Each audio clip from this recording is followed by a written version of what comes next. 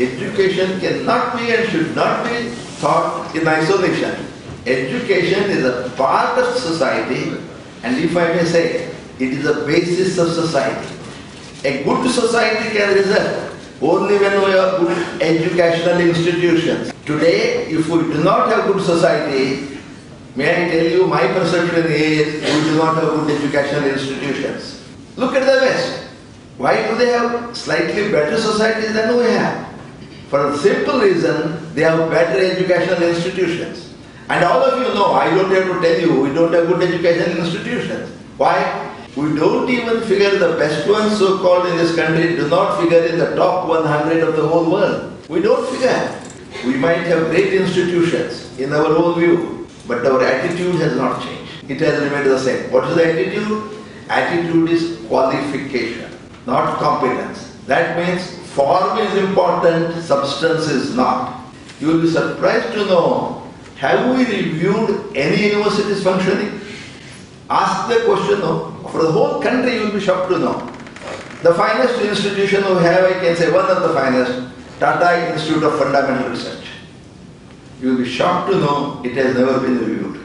But something which was suppressed, it was reviewed about 20 years back, when it was more than 50-year-old, and the report was not very, very complimentary.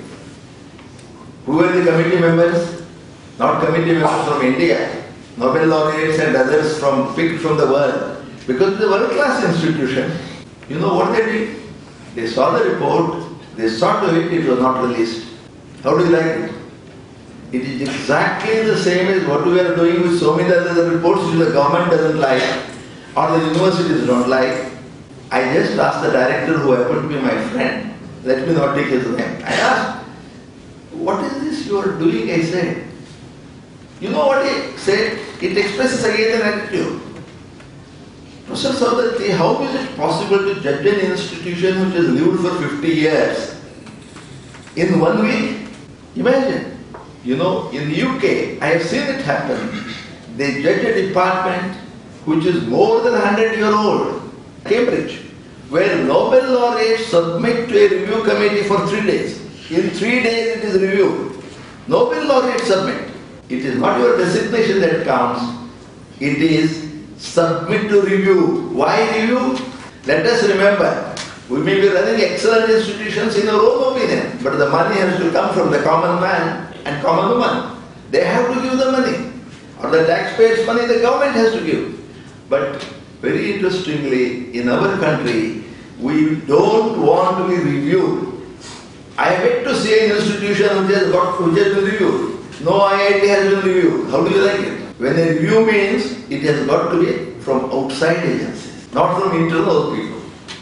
And secondly, I started with background for a reason. Our attitude.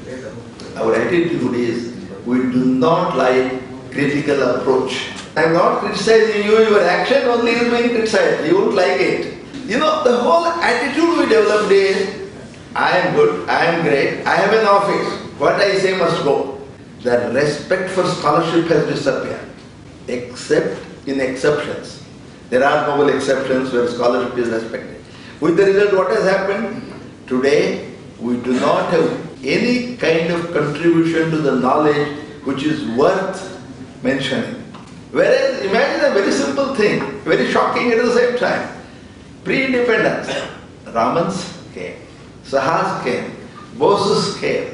Pre-independence, when no fine institutions were there, no equipment was there. Why did it come then? Why is it not coming in the last 63 to 67 years now? It's not coming. What happened? Our attitude got so much used to obey, listen, don't differ. Very, very important. Somehow, we in power always would think any difference is equivalent to my criticism. That is not correct. Many dissertations in many autonomous institutions are not done in the college. Everybody is aware of it, including me, because I sit on the governing council of 3-4 engineering colleges. I am helpless. And there are, just like coaching classes, there are coaching classes for dissertations.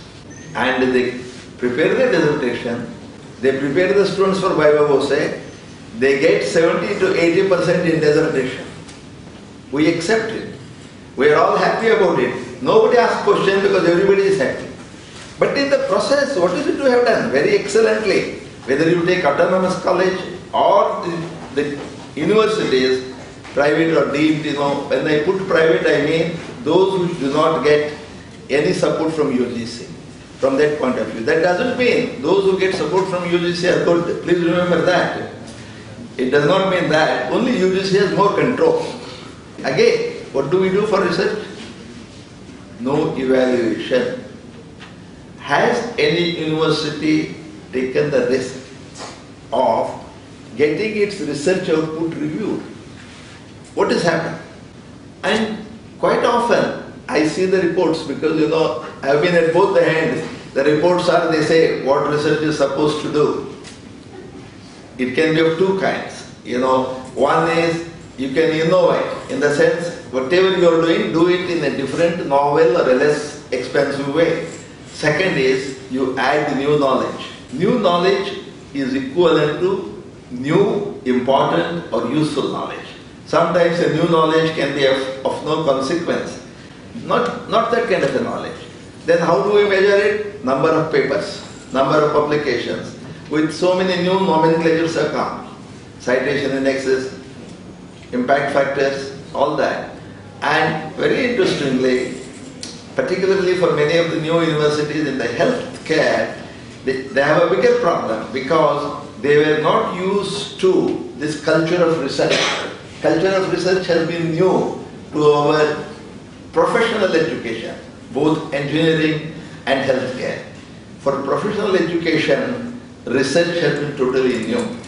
Whereas for other traditional education, though research is not new, it is not necessarily research of a high quality.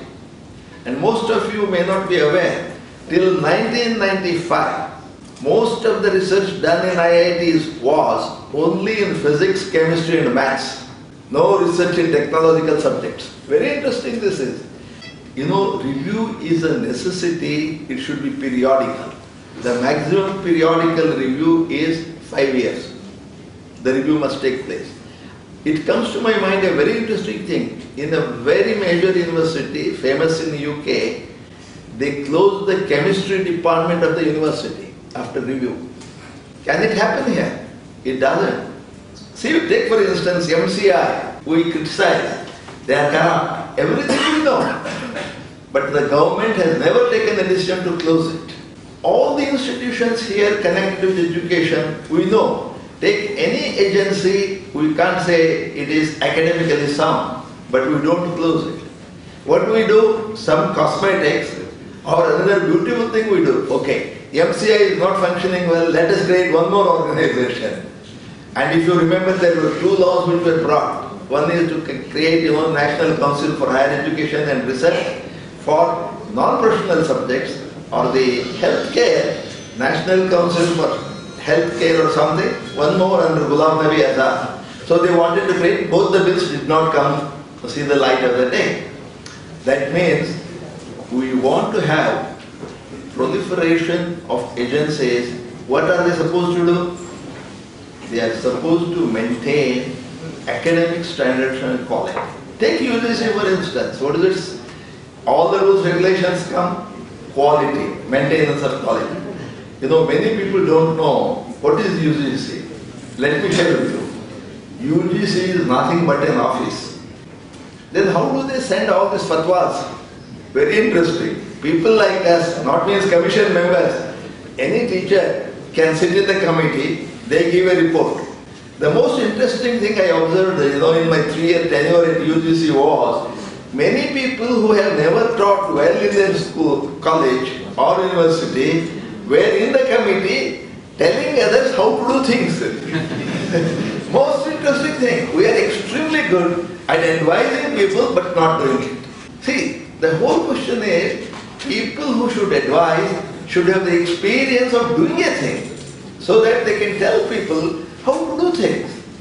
But unfortunately, whenever we talk of UGC, please remember, you look at the today's members of UGC, you will be shocked to know There is one associate professor of a private college also is a member of UGC, not known for great research.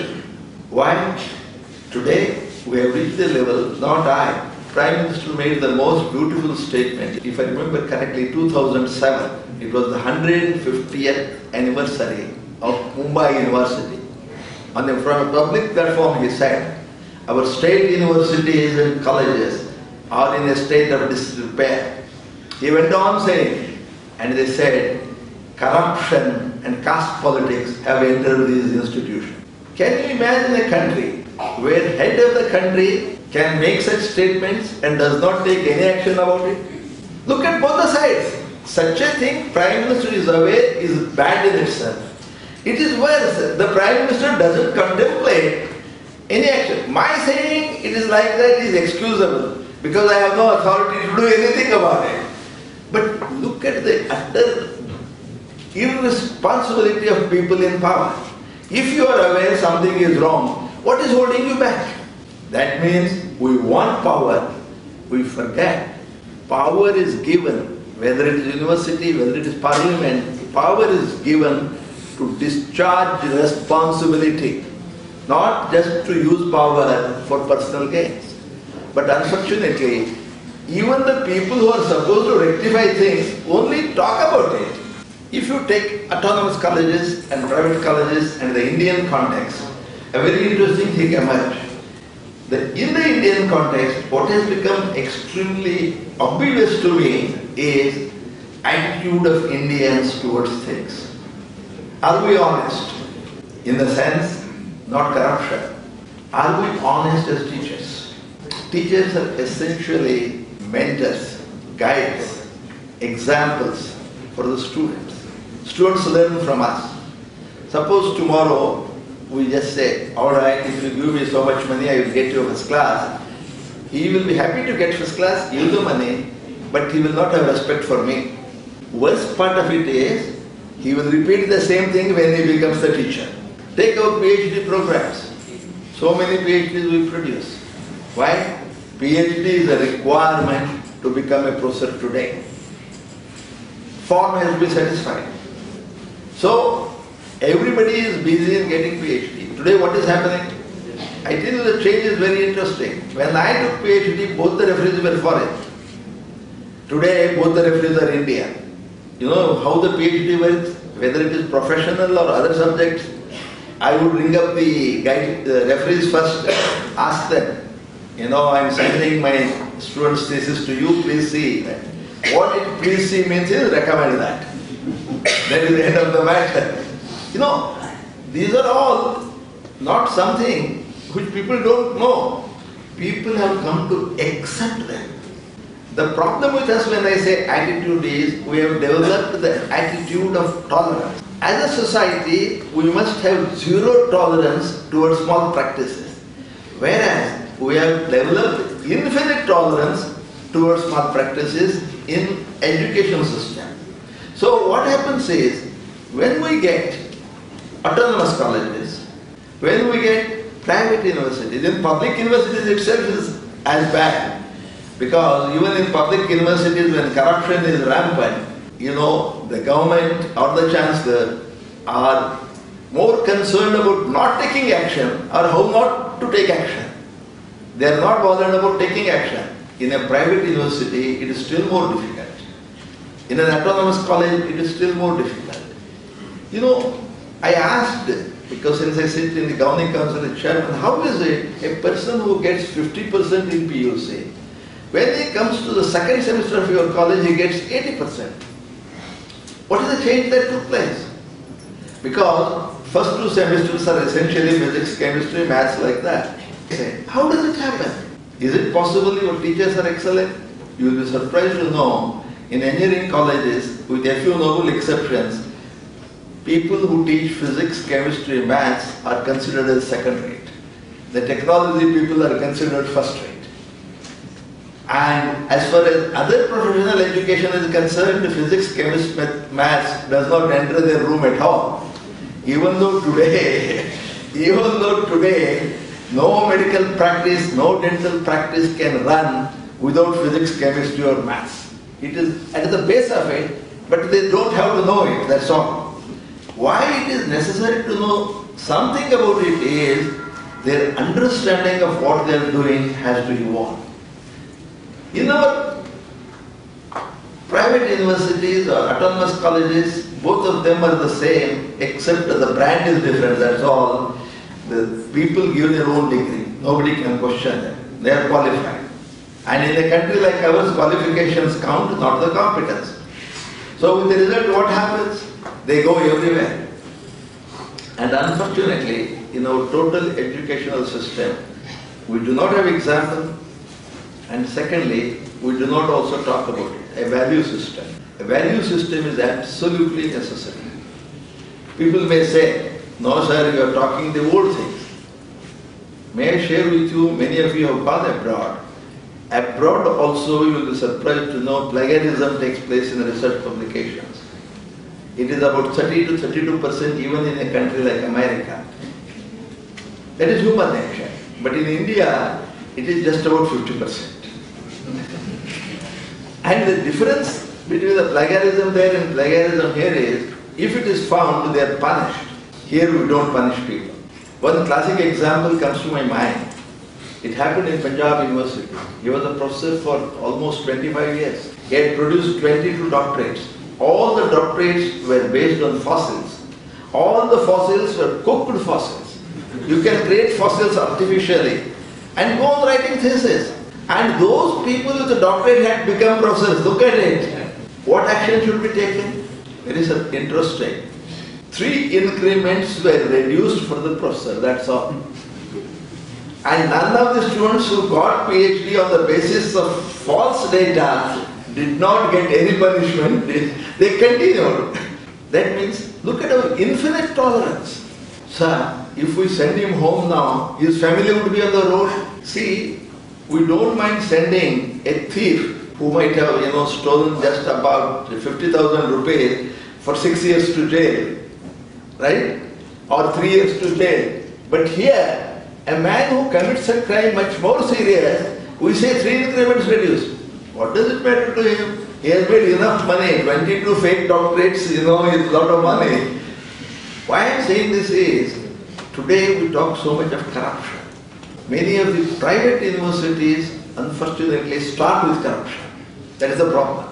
Once I start with corruption, I don't have any other choice except to continue with corruption in different forms. It is just like while I was coming in the car, I was telling Shishir, I suppose, once you pay so much money to become a doctor, you have to get back that money with interest. That becomes your first priority, not the knowledge seeking, not the knowledge searching, not the knowledge love.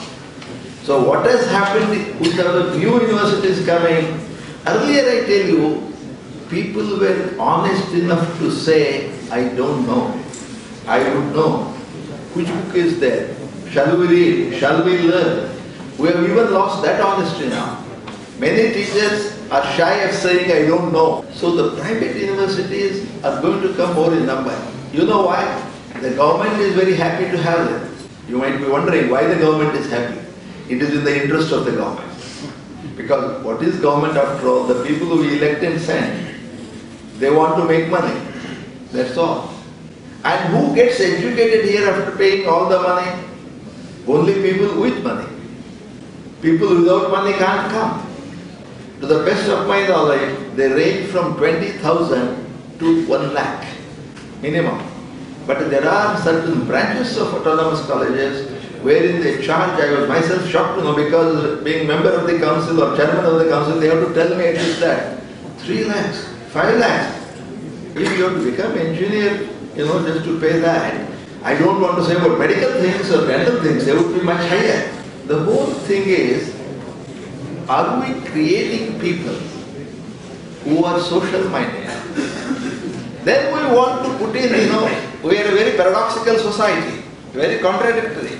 Having done all this, we want to put corporate responsibility. Because these people, engineers and everybody else enters industry, and we want corporate responsibility. They will never spend the money really on something useful for the society. Why? Again, the value-based problem is there. So I really don't know, because The reason why I say all this is Sridhar Shetty, because he is the one man who believed in values. I have seen it myself. I don't want to say the instances because it is personal only. I have seen him because at one time he had to sell his property to do the certain things which were private. You know, the kind of person who believed in values, his breed is disappearing. The younger people feel, where is the question of having values? I have spent, by the time I finished my MBBS, I must have spent something like, let us say, 1 crore, 2 crores. Today I am amazed, some of the medical colleges where I am on the governing council, they charge 1.4 crores for a medical seat in PG, for radiology. Tell me, if the man later on doesn't want to recover that money, how do we function? Or how does he function? And the difficult thing is, as I said, this infinite tolerance.